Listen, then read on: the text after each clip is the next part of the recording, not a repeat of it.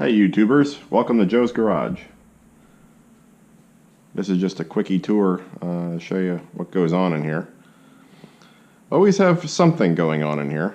This is one of my latest projects. A landscaper friend of mine somehow blew the motor on this Toro ZTR. Engine through a rod, took out the camshaft and a bunch of other stuff, so spent about $800 in parts, got it put back together. Purrs like a kitten. Machine's, I think, a 2007 with about 2,800 hours on it. It's in decent shape considering, but now he's got a rebuilt motor. Got a tool for just about everything in here. Got lots of solvents and hand tools and a nice 1950s, 60s era Walker Turner disc grinder. The thing's a godsend. Got a lot of hand tools up here. Wrenches, screwdrivers, and whatnot. They're all pristine now because I just cleaned them in this fancy schmancy ultrasonic cleaner I just got on Amazon. This thing's amazing. I'll probably do a video just on that. I got a couple carburetors I need to clean. Bench grinder, chargers. These drawers, my grandfather trash picked with my dad probably sometime back in the 60s. They don't make them like this anymore, obviously. Got a nice toolbox over here I picked up from Lowe's about 10 years ago. Got the welder tucked back there in the corner, little Lincoln MIG welder. Up top we got some automotive tools, some impact sockets, a chipping hammer, sanders, things of that nature. Got the cordless power tools, mostly DeWalt. Got some air tools down there, mostly Ingersoll Rand. Got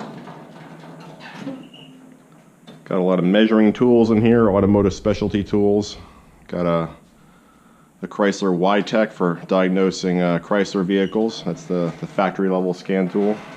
And just compression testers, leak down testers, things of that nature. Got a shelf for measuring tools and micrometers and such. Got some more automotive tools up there up top. A sawzall, hammer drills, circular saw. The plumbing cart with all the PVC fittings that can't seem to organize any other way successfully. The kegerator. Pull my finger. Thing's awesome. Up here I have just various bins that hold home repair items like electrical supplies, plumbing supplies, low voltage. Got a really old DeWalt radial arm saw. It's got to be from the 50s or 60s too. Don't get to use it too much, but it's pretty killer. That arrived for free in a non-working condition. All it needed was a start capacitor on the motor. That was an easy fix.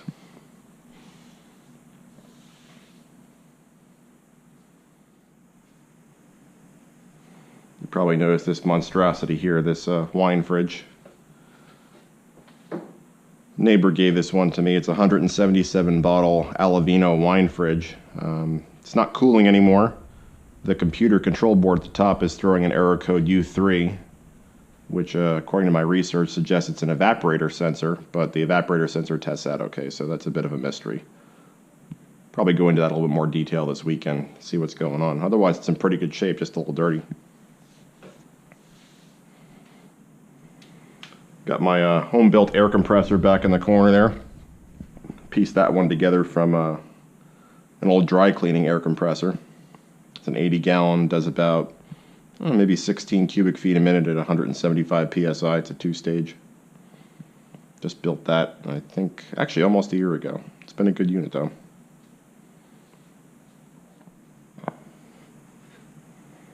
Anyway, I don't want to bore you too much, but one of many videos to come, so hopefully I'll remember to use this camera, and anytime I do any projects around the house or for friends, do all sorts of stuff. I fix cars, landscaping equipment obviously,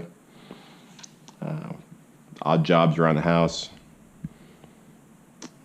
electrical, plumbing, just about everything.